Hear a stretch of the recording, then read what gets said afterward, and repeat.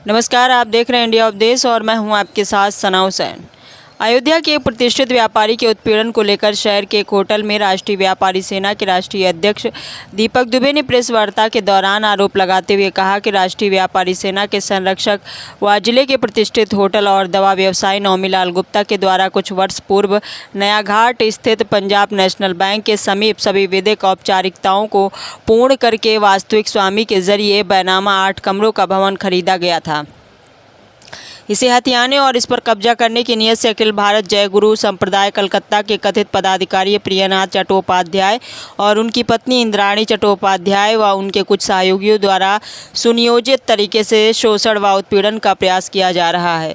इस प्रयास की शुरुआत श्री गुप्ता और उनकी पत्नी कुछ अन्य लोगों को नामजद करते हुए एक फर्जी मुकदमा दर्ज कराने के साथ हुई, जिसमें तत्कालीन पूर्व में रहे एसीपी सिटी विजयपाल सिंह व स्थानीय पुलिस द्वारा अंतिम रिपोर्ट लगाने के बावजूद विपक्षियों और एक वरिष्ठ पुलिस अधिकारी की साठगांठ से इसकी तीसरी बार जांच कराई गई, जिसमें फिर से अंतिम रिपोर्ट लग गई है। उनका आरोप है कि इससे खींचे विपक्षियों द्वारा गुप्ता व उनके पुत्र को फिर से फंसाने के उद्देश्य से 2 फर्जी मुकदमे दर्ज कराए गए, जिसमें से एक मुकदमे में उनके पुत्र की नामजदगी गलत पाई गई और दूसरे मुकदमे में बगैर साक्ष्य के अभियुक्तों को दबाव व प्रभाव में आरोप पत्र लगा दिया गया, जिसके विरुद्ध अपील की गई है कि व्यापारी नेता गुप्ता द्वारा जिले के सभी पुलिस अधिकारियों से इसकी शिकायत की गई, लेकिन कहीं सुनवाई नहीं हुई। यदि 15 दिनों के अंदर जिले स्तर के अधिकारियों व संगठन की ये मांगें पूरी नहीं की गई तो संगठन का एक प्रतिनिधिमंडल मुख्यमंत्री योगी आदित्यनाथ से मिलकर प्रपत्रों और साक्ष्यों के साथ उन्हें पूरे घटनाक्रम से अवगत कराएगा। यदि इसके बाद भी कार्रवाई नहीं की गई तो संगठन धरना प्रदर्शन के लिए बाध्य होगा, जिसकी पूरी जिम्मेदारी स्थानीय पुलिस व प्रशासन की होगी। प्रेस वार्ता के दौरान संगठन के संरक्षक नौमीलाल गुप्ता, राष्ट्रीय प्रमुख महासचिव अजीत प्रताप यादव, राष्ट्रीय कोषाध्यक्ष सुरेंद्र चौरसिया, जिलाध्यक्ष प्रशांत जायसवाल, राष्ट्रीय संयोजक जसवीर सिंह सहित बड़ी संख्या में संगठन के पदाधिकारी मौजूद रहे। अयोध्या से ब्यूरो रिपोर्ट। इसमें हमने बैनामा कराया, सारा फॉर्मेलिटी, सारी जानकारियां ज़मीन के बारे में सब कुछ करके, जिसकी ज़मीन वास्तव में है उन्हीं से हमने बैनामा कराया। और ये इस पर उन्होंने फर्जी मुकदमा कायम करवाया मेरे खिलाफ। उस पर 2 बार एफआईआर हुआ और उसके बाद और भी कई फर्जी मुकदमे हमारे खिलाफ मुकदमा उन्होंने कराया जो चल रहा है। और हमारे यहाँ जनवरी 2023 में इन्होंने कब्जा करने का प्रयास किया, उसके पहले भी कब्जा करने का प्रयास किया था। उस कब्जा करने में इन्होंने हमारे आदमियों को गाली गलौज मारपीट करने का भी प्रयास किया, थोड़ा बहुत किया भी। और उसके बाद हमने उसमें मुकदमा लिखवाया गया। उस मुकदमे को यहाँ नहीं लिखा गया। मैंने काफ़ी आजी साहब पुराने जो थे उनके साथ दौड़ धूप करके इधर उधर काफ़ी कई बार गए। जब नहीं लिखा गया तो मुझे मजबूरन जो है एडीजी जो उनके पास जाना पड़ा। वहाँ मेरी बात जो है जांच पड़ताल होकर सीओ अयोध्या ने मेरा मुकदमा दर्ज किया। किस तरह? कलकत्ता के प्रियनाथ चट्टोपाध्याय उनकी पत्नी इंद्राणी हैं, जो कि अपने आप को सोशल मंदिर के जो है मंदिर के कोई पदाधिकारी मतलब बताते हैं।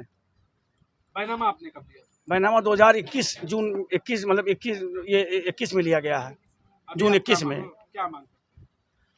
अब मांग यही कर रहे हैं कि हमारे पास खिलाफ फर्जी मुकदमे कायम हो रहे हैं। हमारा जो मुकदमा उसमें सुनवाई नहीं हो रहा है। कौन सा प्रभाव दबाव है उनका कि वो फोन फांडा किस प्रकार से कराते हैं अधिकारियों के ऊपर। किस तरह के फर्जी मुकदमे हैं आपके ऊपर? किस तरह के फर्जी मुकदमे? विगत कई वर्षों से हम लोग व्यापारियों की सभी समस्याओं को लेकर लड़ाई लड़ते रहते हैं। आज एक प्रमुख समस्या पर मैं आप सबके बीच आया हूं और वो समस्या है भू माफियाओं द्वारा अपने व्यापारियों को बचाने की। हमारे साथ में हमारे संगठन के संरक्षक हैं नौमीलाल गुप्ता जी, जिनके अयोध्या में कई प्रतिष्ठान चलते हैं और बराबर इनका माफियाओं द्वारा भू माफियाओं द्वारा उत्पीड़न किया जाता है। एक ताज़ा मामला है, विगत 2 वर्ष पहले इन्होंने 2021-22 के आसपास इन्होंने एक भवन सभी विधिक कार्रवाई को पूरा करते हुए खरीदा था, जिस पर कुछ विपक्षी गणों द्वारा बराबर इनके ऊपर दबाव बनाया जा रहा है कि भवन हमें दे दीजिए, ये छोड़ दीजिए, ये हम आपकी संपत्ति नहीं है, जबकि इनके द्वारा सभी औपचारिकताएं पूरी की गई थी खरीदते समय। इसके बाद लगातार इनके ऊपर फर्जी मुकदमे, इनके परिवार के ऊपर फर्जी मुकदमे दाखिल करते रहे लोग, जिसमें प्रशासन द्वारा इनको क्लीन चिट दी गई। 1 बार 2 बार इनके प्रतिष्ठान पर मारपीट भी किया गया, जिसका इन्होंने जब एफआईआर किया उस मामले में आज तक प्रशासन ने 2 साल से 1.5 साल से चार्जशीट तक नहीं फाइल की है। क्या कारण है कि प्रशासन इन अपराधियों को, इन भूमाफियाओं को बचा रहा है, किसके दबाव में बचा रहा है। ये लोग जो माफिया हैं, इनके ऊपर बाहर के भाजपा नेताओं का सुनाई दे रहा है कि हाथ है। जैसा कि गुप्ता जी ने हमें बताया है कि कुछ लोग हैं जो प्रशासन में सीधी पकड़ रखते हैं, और इसी कारण से फैजाबाद के कुछ पुराने अधिकारियों ने भी इन मामलों को दबाया था। मैं नाम नहीं लेना चाहता हूं, ये नाम सब गुप्ता जी आपको बताएंगे कौन कौन लोग इसमें शामिल हैं। अयोध्या में भूमाफियाओं का सक्रिय होना माननीय मुख्यमंत्री जी की सभी योजनाओं को फ्लॉप करता है। मैं माननीय मुख्यमंत्री जी से चाहूँगा, और मैंने समय भी मांगा हुआ है, अगर मुझे समय मिलता है तो इन सब मामलों को लेकर मैं वहाँ जाके मुख्यमंत्री जी को अवगत कराऊंगा। और मैं प्रशासन से मांग करता हूं कि इनके जो भी मामले हैं जल्द से जल्द इन सभी मामलों का निस्तारण करें, अन्यथा हम लोग संगठन के माध्यम से आंदोलन का रास्ता भी तय करेंगे। एक चट्टोपाध्याय करके फैमिली है, उनके द्वारा इनका मेन उसके जो भूमि खरीदी इनके द्वारा गई है, उसमें जो मेन अभियुक्त हैं जिनके द्वारा इनको धमकियां दी जा रही हैं, वो चट्टोपाध्याय करके हैं। 2 लोग हैं, उनकी पत्नी है, वो हैं, उनके और भी कुछ सहयोगी साथी लोग हैं जो बराबर इनको धमकाते रहते हैं, पैसा मांगते रहते हैं और छोड़ने की धमकी देते रहते हैं कि आपने इसको खरीदा है, ये हमारी संपत्ति है, इसको छोड़ दीजिए। अधिकारियों को जानकारी है, सबके पास दौड़ने के बाद जब उन्होंने मारपीट हमारे इनके प्रतिष्ठान पे की थी, तो इन्होंने सभी अधिकारियों के पास एफआईआर करने के लिए गए, लेकिन इनकी एफआईआर यहाँ से नहीं दर्ज हुई। मजबूरन इनको लखनऊ जाना पड़ा और एडीजी जोन के आदेश पर इनकी एफआईआर यहाँ दर्ज हुई है, और उसी में अभी तक 1.5 साल से ऊपर का समय हो गया, अभी तक किसी भी उसमें चार्जशीट नहीं फाइल की गई है। अभी तक अभियुक्तों को बचाया जा रहा है। डाला हुआ है मुख्यमंत्री जी को, 17 जुलाई को मैंने निवेदन डाला है मिलने के लिए।